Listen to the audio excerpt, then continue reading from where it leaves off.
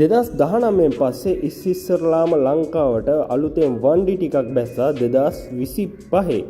25 අවුරුද්දේ මේ කාලේ වෙද්දී මාකට් එකේ තියෙන බ්‍රෑන්ඩ් නිව් බයික් වලින් හිට්ම බයික් දෙක තමයි Bajaj Pulsar N160 කියන මේ version එකයි ඒ වගේම තමයි FZ V2 කියන මෙන්න මේ version එකයි.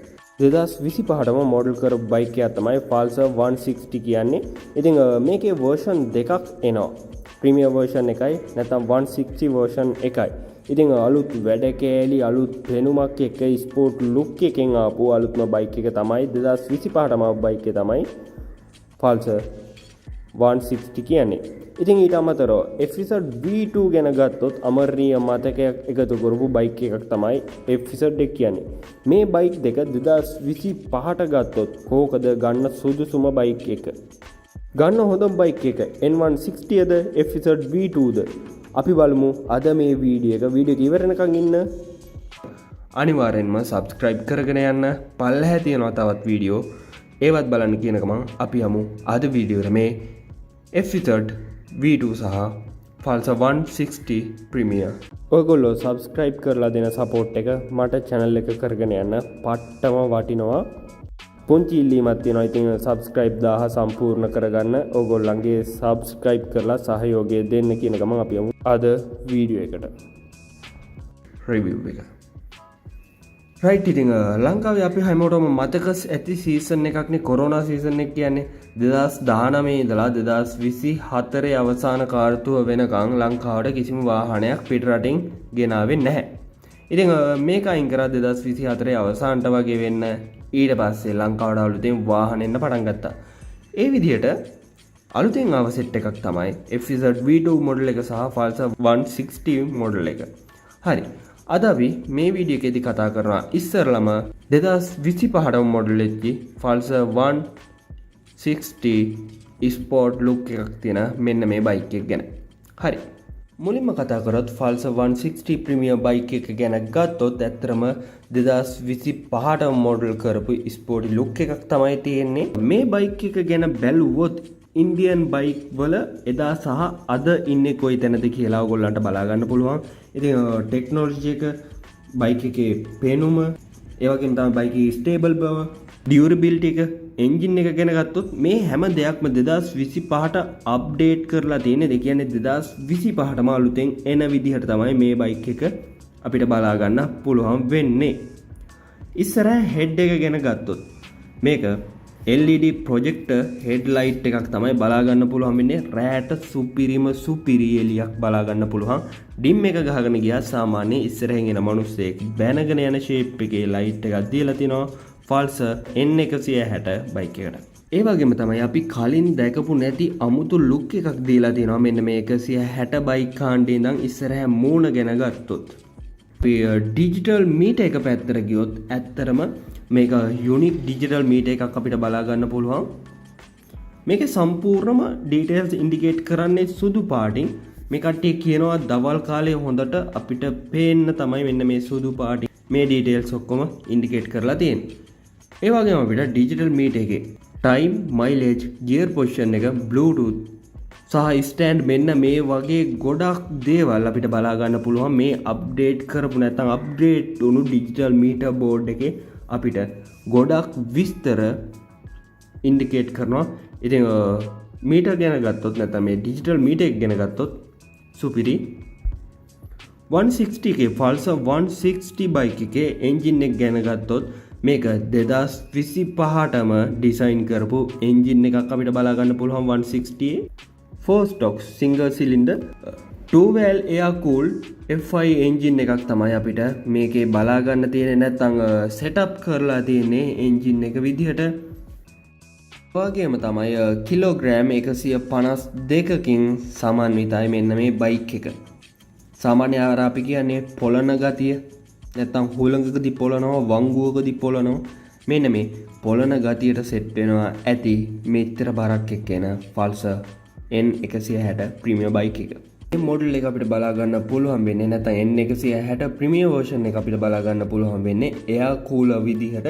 ඒ වගේම තමයි ගොඩක් අයට තිබුණු ලොකු ගැටලුවක් තමයි N160 Premier එකේ එයා කූලර් N160 බයික් එක නැත්නම් N160 normal එක ප්‍රීමියර් නැති version එක oil cooler. ඉතින් ගොඩ දෙනෙක් කියනවා අපරාධයේ N160 ප්‍රීමියර් version එකටත් ඔයිල් කූලර් මෙන්න තිබ්බා. එයා කූලර් නිසා ප්‍රශ්නයක් වේද? බයික් එක හීට් වේද? අපි කොච්චර දුරක් දුවලා මේක නතර කරන්න ඕනේද? ඉතින් කිසිම ටෙක්නොලොජි එකක් දැන් මේ දැන් අලුතෙන් 2025 ඩිසයින් කරලා එන බයික් එකක මේක තිබුණා කියලා කිසිම ගැටලුවක් කරගන්න එපා. මොකද එහෙම හීට් වෙනවා නම් බයික් එකේ දෙකම normal. ඔයිල් කූලර් එයා කූලර් දෙකම normal. මොකද ප්‍රයිම් මූවර් වලත් තියෙන්නේ එයා කූලර්. ඒ නිසා ඒක ගැටලුවක් කරගන්න එපා. ඒක ප්‍රශ්නයක් කරගන්න බෑ. හැබැයි ගොඩ දෙනෙක් කතා වෙච්ච ප්‍රශ්නයක් තමයි ඔයිල් කූලර් සහ එයා කූලර් මෙන්න මේ දෙක. ටැන්ක් එක ගැන ගත්තොත් මේකට ලීටර් 14ක නැත්නම් N160 ප්‍රීමියර් එකට ලීටර් 14ක පෙට්‍රල් අල්ලන ලොකු ටැන්ක් එකක්. ඒ වගේම අලුත් ෂේප් එකක් NS මොඩල් වල නැති NS මොඩල් වල දැකපු නැති ෂේප් එකක් එක්ක පෙට්‍රල් ටැන්ක් එක දීලා තියෙනවා. ඒ වගේම පෙට්‍රල් ටැන්ක් එකේ ආපු ගැටලුවක් තමයි කටපොඩි කියලා. ඉතින් ලොකු ගැටලුවක් නැහැ. මෙන්න මේ කටපොඩි කියන එකත් සාමාන්‍ය ෂෙඩ් එකකින් පෙට්‍රල් දාද්දි මේක ගැටලුවක් වෙනවා කියලා. ඉතින් කිසිම ගැටලුවක් නැහැ. කිසිම අපහසුතාවයක් නැහැ. මේකත් normal. සයිලන්සර් එක ගැන ගත්තොත් ඉතින් සයිලන්සර් එකත් අපිට බලා ගන්න පුළුවන් වෙන්නේ NS කාණ්ඩේ වගේම බයික් එකේ පහලට කරලා බයික් එක ඇතුලේ හංගලා තමයි මෙන්න මේ සයිලන්සර් එකත් බලා ගන්න පුළුවන් වෙන්නේ. මේ කට්ටිය මෙතනදී කියනවා සයිලන්සර් එක මෙන්න මේ විදිහට එන්නේ බයික් එකේ බැලන්ස් එක උඩරිම තියාගන්න පුළුවන් පහසුම විදිහට කියලා. ඉතින් බැලන්ස් එක ෆුල් නෝමල් තියාගෙන පහසුවෙන් රයිඩ් කරන්න නැත්නම් සේෆ් රයිඩ් එකක් දෙන්න තමයි මේ කට්ටිය මෙන්න මේ විදිහට සයිලන්සර් එක පහලින් ඒ වගේම හැක් කරලා හයි කරලා තියෙන කියලා. ඒ වගේම තමයි NS කාණ්ඩයට වඩා මේකේ සවුන්ඩ් එක ටිකක් වෙනස් ස්පෝටි සවුන්ඩ් එකක් දෙනවා.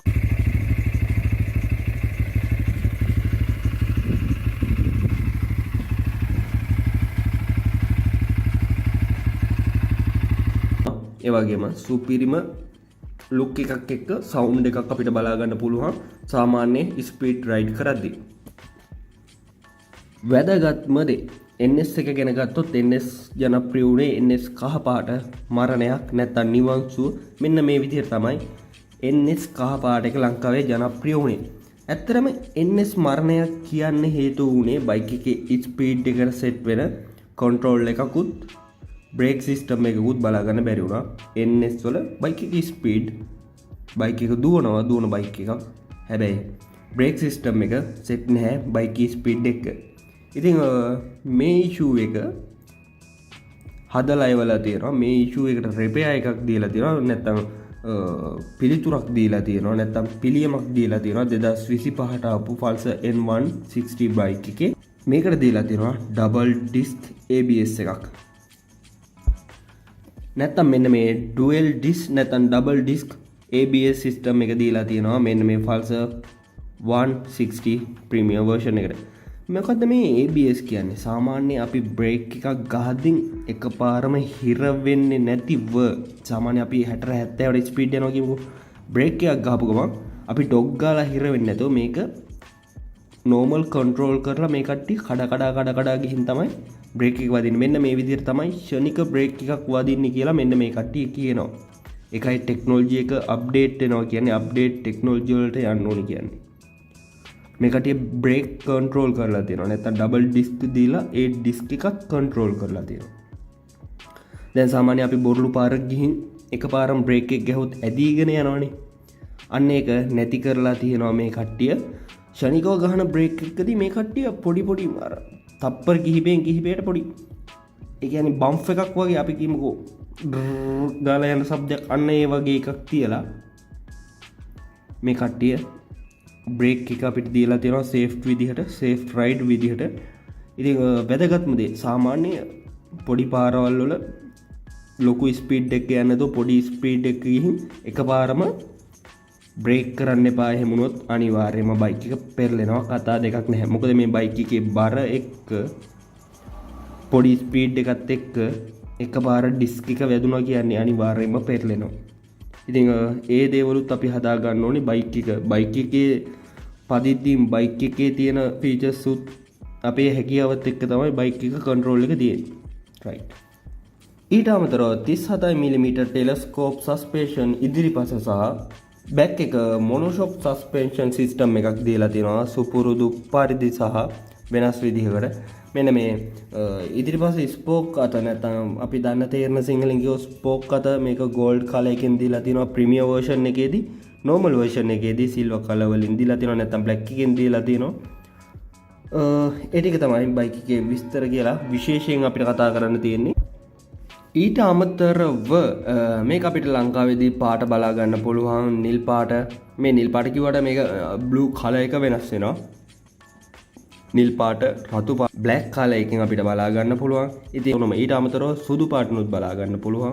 ඉතින් මේ පාට හතරම පට්ටම ලයින් පට්ටම ලුක් එකක් තියෙන බයික් එකක්. ඉතින් අනිවාර්යයෙන්ම රයිඩ් එක්ස්පීරියන්ස් එක අරගෙන බලන්න. රයිඩ් එක්ස්පීරියන්ස් එක ගැනත් පල්ලෙහා වීඩියෝ ඇති. මේ බයික් එකේ ප්‍රයිස් එක ගැන ගත්තොත් 2025ට මොඩල් කරලා මෙන්න මේ ෆීචර් එක අපිට ස්පෝර්ට් ලුක් එකක් එක්ක ස්පෝර්ට් රයිඩර් පාරක් දාන්න 9.95කට වෙළඳ පොලේ මිලදී ගන්න පුළුවන්. හරි. අපි මේකම බලමු. අද දවසේ කලින් කතානායකයා කලින් මාතෘකාවේ කතානායකයා තමයි FZ V2 කියන්නේ. FZ V2 version එක කියන්නේ අදටත් ලංකාවේ ඇත්තටම සුපිරිම රැල්ලක් හදපු අදටත් ඒ රැල්ල තියෙන බයික් version එකක් තමයි FZ V2 කියන්නේ. හරි. දැන් අපි බලමු FZ V2 එක විස්තර නැත්නම් FZ V2 එකේ විස්තරය ගැන. මුලින්ම කියන්න ඕනේ ඉන්දියන් බයික් ජපාන් බයික් කියන කට්ටියට මේකේ ටෙක්නොලොජි එක සම්පූර්ණම නැත්නම් FZ V2 Yamaha FZ එකේ ටෙක්නොලොජි එක සම්පූර්ණ ජපාන් උනාට මේක ඇසෙම්බල් කරන්නේ සම්පූර්ණම ඉන්දියාවල. 2008 ඉඳලා 2025 මේ වර්ෂය වෙනකන් FZ version වල FZ පරම්පරා අපිට හතරක් බලා ගන්න පුළුවන්. ඒකෙන් තුන්වෙනි පරම්පරාව තමයි FZ V2 කියන්නේ. හතරවෙනි පරම්පරාව FZ V3 එක. FZ V2 එක ගැන ගත්තොත් 149cc සිංගල් සිලින්ඩර් එකක් තමයි බලා ගන්න පුළුවන් වෙන්නේ. FZ V2 එකේ ඉන්ධන කාර්යක්ෂමතාවය වැඩි කරන්න EFI කියන මෙන්න මේ ටෙක්නොලොජි එක දීලා තියෙනවා සම්පූර්ණව මෙන්න මේ FZ version 2 වලට. ඊට අමතරව මේකේ එන්ජින් එක ගැන කතා කළොත් 149cc air cooler 4 stroke SOHC 2 valve එකක් එක මේක අපිට බලා ගන්න පුළුවන් උපරිම හෝස් පවර් 12.9 විදිහට. ඩිජිටල් මීටර් එක ගැන ගත්තොත් මේක සම්පූර්ණම මේ බයික් එකේ මීටර් ගැන නැත්නම් FZ V2 එකේ මීටර් එක ගැන ගත්තොත් සම්පූර්ණ මේක ඩිජිටල් මීටර් එකක් තමයි අපිට බලා ගන්න පුළුවන් වෙන්නේ. බෑග්ග්‍රවුන්ඩ් එක තැඹිලි පාටින් ඒ වගේම කළු පාටින් අයිකන් කරලා තියෙනවා මේකේ ඩීටේල්ස්. ඒ වගේම මීටර් එකෙන් අපිට ඉන්ඩිකේට් කරනවා ස්පීඩ් එක, මයිලේජ් එක, ටයිමර්, ඒ වගේම තමයි ලොකුවටම RPM එකක් අපිට බලා ගන්න පුළුවන්. RPM රේට් එක බලා ගන්න පුළුවන් මේ ඩිජිටල් මීටර් එකේ. ඒ වගේම තමයි අපිට ෆෝක් දෙක සාමාන්‍ය විදිහට ටෙලස්කෝප් ෆෝක් දෙකක් බලා ගන්න පුළුවන්. Rear suspension monoshock. Brake system එක ගත්තොත් 267mm ෆ්‍රොන්ට් ඩිස්ක් බ්‍රේක් එකක් අපිට බලා ගන්න පුළුවන්. ඒත් එක්කම හයිඩ්‍රොලික් බ්‍රේක් සිස්ටම් එකක් එක්ක පිටුපස බ්‍රේක් එක සාමාන්‍ය ඩ්‍රම් බ්‍රේක් සිස්ටම් එකක් විදිහට තමයි මේ FZ version 2 එකේ අපිට බලා ගන්න පුළුවන් වෙන්නේ. ඇත්තරම් පට්ට මවුලක් තමයි මෙන්න මේ ඩිස්ක් බ්‍රේක් ආපු නැති කේස් එක FZ නැත්නම් FZ version 2 එකට. ටයර් ගැන කතා කරද්දී ෆ්‍රොන්ට් එක ගත්තොත් CI 80 විදිහටත් බැක් එක ගත්තොත් 140යි 70යි 17 විදිහටත් බලා ගන්න පුළුවන්. ඉතින් වෙන බයික් වල නැති ලංකාවේ සාමාන්‍ය දුරට Honda මොඩල් එකෙන් පල්ලෙහාට આવොත් බලා ගන්න පුළුවන් ලොකුම බැක් ටයර් එක විදිහට FZ version එකේ බලා ගන්න පුළුවන්. ඊට අමතරව මෙන්න මේ සයිස් එකේ නැත්නම් මෙන්න මේ පැතිලි පැඩ් පෙනු මේ ටයර් එකක් මම හිතන්නේ N400 එකේවත් තියෙයි කියලා. ඉතින් පට්ටම ලුක් එකක් බයික් එකට දෙනවා. නැත්නම් මේ හාඩි ලුක් එකත් එක්ක බයික් එකේ තියෙන ටයර් එක සුපීරියර්ටම සෙට් වෙනවා. පෙට්‍රල් ගැන ගත්තොත් නැත්තම් මෙන්න මේ Yamaha කම්පැනි එකෙන්ම කියනවා මේක 45 50 අතර ලීටරයකින් දුවන්න පුළුවන්. මෙන්න මේ FZ version 2 එකේ මේකට ලබා දීලා තියෙන EFI සිස්ටම් එකත් එක්ක ඊටත් අමතරව අපිට මේකේ ප්‍රයිස් එක ගැන ගත්තොත් වීඩියෝ එක අවසානයේදී දැන් ඔයගොල්ලන්ට යම්කිසි අවබෝධයක් ඇති version 2 එක සහ Pulsar N160 කියන නැත්නම් N160 Premier කියන මෙන්න මේ version දෙක සහ මේ version දෙකේ තියෙන features සහ මේ version දෙකේ FZ එකේ තියෙන NS එකේ නැති N160 නැති N160 තියෙන FZ එකේ නැති feature ගැන දැන් ඔයගොල්ලන්ට පොඩි අවබෝධයක් ඇති. හරි ගානක් බලමුකෝ.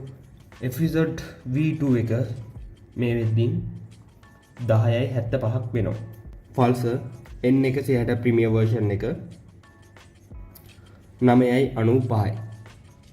10යි කියලා ගත්තොත් 10යි සාමාන්‍ය 80000ක විතර ගැප් එකක් තියෙනවා N160 Premier version එක සහ V2 version එක ගත්තොත්. ඉතින් තව දෙයක් කියන්න ඕනි. V2 එක රැල්ලක් වෙච්ච බයික් එකක්. ඒ වගේම Pulsar 160 එක දැන් රැල්ලක් වෙමින් පවතින බයික් එකක්. මේ දෙකේ ෆීචර් ගැන ගත්තොත් ලොකු ගැප් එකක් තියෙනවා. ඒ වගේම තමයි මොඩිෆිකේෂන් සහ අප්ඩේට් ගැන ගත්තොත් වෙනසක් තියෙනවා. ඊටත් අමතරව version එක නැත්නම් කාලය එක ගත්තොත් තියෙනවා 2025ටම ගහපු බයික් එකක් තමයි එන්ජින් එකේ ඉඳලම වෙනස් කරලා Pulsar N160 Premier version එක කියන්නේ. FZ V2 එක කියන්නේ 2018 ඉන්දියාවේ ඇසෙම්බල් කරන එක නතර කරපු version එකක්. 2018 FZ V2 එක ඉන්දියාවේ ඇසෙම්බල් කරන එක නතර කරනවා. එතකොට ලංකාවට මේ ඇවදින් තියෙන්නේ 2018ට කලින් ඇසෙම්බල් කරපු ලොට් එකක්. ඉතින් මේ ප්‍රයිස් ගැප් එකත් එක්ක අලුත් අප්ඩේට් නැතිකම මෙන්න මේ වගේ දේවලුත් එක්ක 2025ට ගැලපෙන්නේ N160 බයික් එකද නැත්නම් N160 Premier version එකද Yamaha FZ V2 එකද ඕගොල්ලෝම කල්පනා කරන ප්‍රයිස් එක මේ හැමදේම එක්ක. එහෙනම් සුබ දවසක් හැමෝටම ජය වේවා.